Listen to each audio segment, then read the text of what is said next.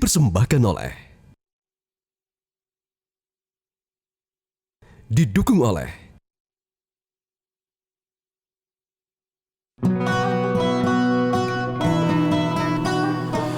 Terima kasih Anda kembali bersama kami di Hasanah Islam Metro TV dan masih bersama Hamdal Al-Kafi dan juga Prof. Nasaruddin Umar serta Nyai Hajah Badriah Fayumi.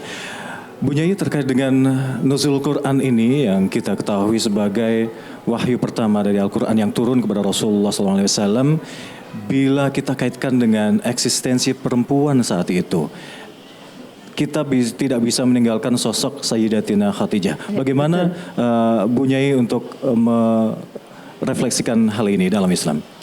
Iya, betul sekali bahwa peristiwa nuzulul Quran, turun Al-Quran pertama kali yang sekaligus menandakan kenabian dan kerasulan Muhammad sallallahu alaihi wasallam.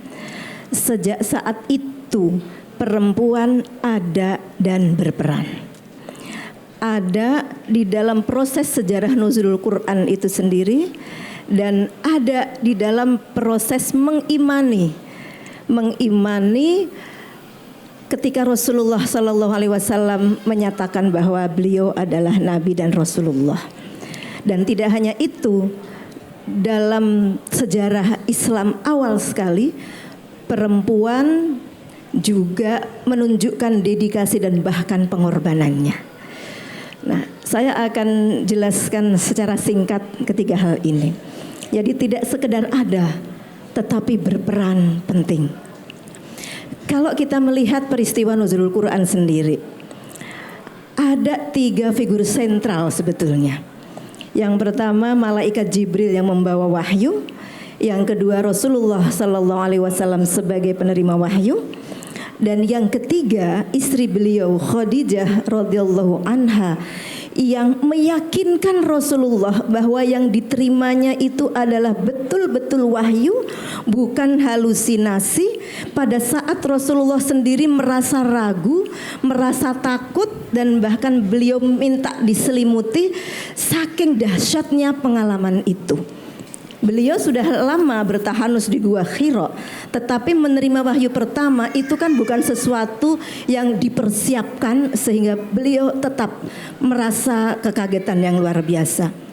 Dan Khadijahlah sosok yang meyakinkan bahwa yang diterima itu bukan halusinasi, bukan kebohongan, tetapi itu adalah benar-benar dari Allah Subhanahu wa Ta'ala. Dan tidak hanya itu, Khadijah adalah orang yang pertama kali menyatakan keimanannya sebelum yang lain beriman. Jadi kalau dalam sejarah kita mengenal yang pertama kali beriman dari anak-anak Sayyidina Ali, dari perempuan Ummul Mukminin Khadijah, kemudian dari sahabat orang dewasa sahabat Abu Bakar. Yang paling pertama dari semuanya itu adalah Ibu Khadijah radhiyallahu anha ketika Rasulullah sendiri merasa ragu akan wahyu pertama itu. Dan pada babak sejarah ini kita melihat betapa cerdasnya Ibu Khadijah.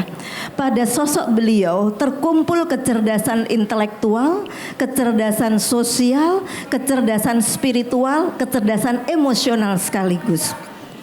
Ketika Nabi sedemikian syok, maka Ibu Khadijah lah yang meyakinkan, demi Allah Tuhan tidak akan menghinakanmu.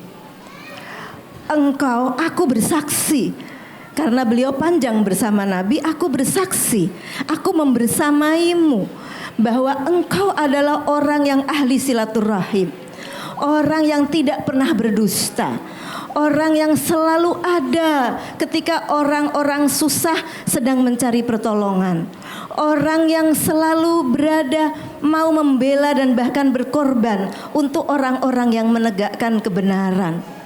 Jadi dengan kesaksianku dan kehidupanku bersamamu, kira-kira seperti itu, maka aku yakin seyakin-yakinnya bahwa yang kau terima ini benar-benar wahyu. Jadi jangan ragu suamiku, kira-kira seperti itu. Nah, tetapi beliau satu lagi, tidak cukup beliau hanya bertestimoni secara subjektif. Beliau penting untuk meyakinkan Rasulullah mendapatkan legitimasi secara ilmiah dari orang yang memiliki otoritas kitab suci. Maka kemudian Ibunda Khadijah mengajak Rasulullah ketemu kepada sepupunya Waraqah bin Naufal, seorang ahli kitab yang alim, yang soleh, dan menceritakan peristiwa itu. Dan kemudian Waraqah memberikan kesaksiannya bahwa ini adalah namus yang turun juga kepada Nabi Musa. Suamimu adalah nabi, nanti dia akan ada kaumnya yang menyakiti, nanti dia akan diusir, dan kalau aku masih hidup aku akan menjadi pendukungnya. Tetapi kemudian Waraqah bin Naufal yang soleh ini tidak lama kemudian wafat. Jadi kita melihat perempuan di masa sejak Islam turun ada dan berperan penting, mengimani, meyakinkan Nabi yang ragu. Dan dalam babak yang lain kita mengenal nama Sumayyah, ibunda dari sahabat Yasir, beliau dari kalangan budak. Beliau adalah juga syahidah yang pertama kali. Jadi orang yang mati syahid untuk mempertahankan keislaman itu adalah juga perempuan. Jadi sejarah Islam sejak awal tidak bisa dilepaskan dari sejarah keberadaan, peran, dan sekaligus pengorbanan perempuan. Baik. Eksistensi dan dukungan dari peran wanita, khususnya Sayyidatina Khadijah dan yang lain tadi, begitu besar kepada Al-Quran. Namun dalam Al-Quran sendiri seperti apa penghargaan terhadap kaum perempuan? Sangat banyak. Jadi Al-Quran ini adalah wahyu yang menjadi pahlawan luar biasa ya untuk perempuan. Saya bisa sebutkan beberapa misalnya. Yang pertama, sebelum Al-Quran turun, perempuan dianggap makhluk yang bebas dimatikan semena-mena. Begitu Al-Quran turun, maka Al-Quran mengakui dan melindungi eksistensi kemanusiaan perempuan. Jangan dibunuh. Orang jahiliyah ketika ada bayi perempuan yang lahir dibunuh, begitu Al-Quran turun langsung praktek itu dilarang. Dan Sayyidina Umar pernah menangis karena dulu pernah membunuh anak perempuannya sebelum beliau diberikan hidayah masuk Islam. Yang kedua, dengan Al-Quran turun, perempuan diakui setara di hadapan Allah. Dari tadinya itu dianggap manusia kelas 2, dianggap manusia jelmaan iblis, ini diangkat derajatnya menjadi setara di hadapan Allah, seperti dinyatakan dalam surah Al-Hujurat ayat 13. Inna akramakum indallahi atqakum. Tidak ada di antara suku-suku yang paling mulia, laki-laki dan perempuan juga tidak ada yang paling mulia di hadapan Allah. Yang membedakan kemuliaannya adalah ketakwaannya. Nah, kesetaraan itu juga ada juga di dalam status perempuan dan laki-laki sebagai hamba Allah dan sebagai khalifatullah fil ard. Maka sebagai hamba Allah, ketika laki-laki mendapatkan pahala, perempuan juga sama. Laki-laki berdosa mendapatkan azab, perempuan juga sama. Laki-laki wajib beramar ma'ruf nahi mungkar, perempuan juga sama, sebagaimana disampaikan dalam surah At-Taubah ayat 71 dan juga dalam surah Al-Ahzab ayat 35. Yang ketiga, Al-Quran juga memberikan perlindungan hak dan jaminan hak dari yang sebelumnya tidak ada. Contoh misalnya hak waris. Sebelum Al-Quran turun, perempuan itu menjadi benda yang diwariskan. Boro-boro dia bisa mewariskan. Setelah Al-Quran turun, perempuan bisa mewarisi, bisa mewariskan. Nah, kalau kita bahas panjang, tapi poinnya adalah bahwa ada pengakuan menjadi pewaris dan bisa mewarisi. Ini subhanallah sangat luar biasa. Begitu juga hak-haknya yang lain. Hak untuk bisa beribadah, masuk ke masjid. Wah, sebelumnya itu perempuan dianggap membawa najis, membawa sial, tidak boleh masuk ke tempat suci. Tetapi Islam datang, boleh perempuan masuk ke masjid. Kemudian yang berikutnya, perempuan juga mendapatkan perlindungan dari perlakuan semena-mena, dari kezaliman, baik yang dilakukan di dalam keluarga maupun di luar keluarga.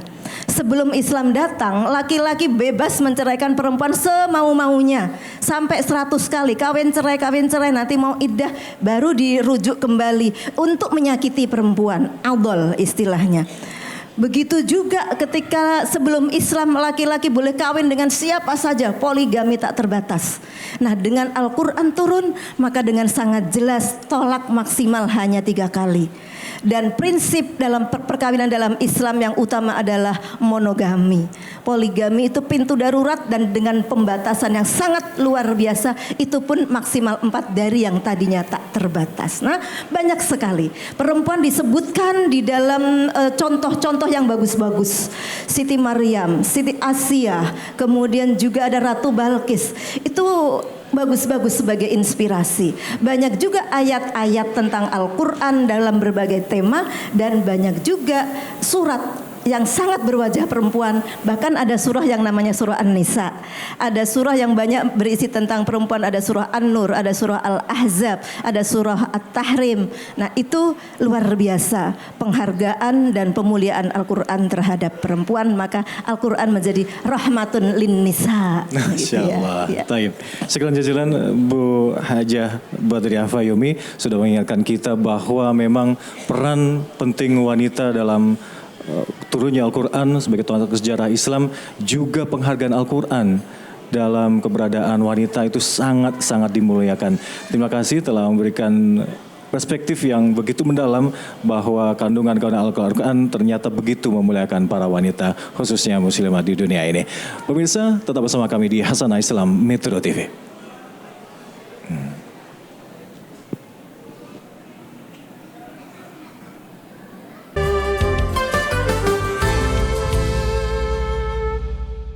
Dipersembahkan oleh, didukung oleh jelajahi cara baru mendapatkan informasi. Download Metro TV Extend sekarang.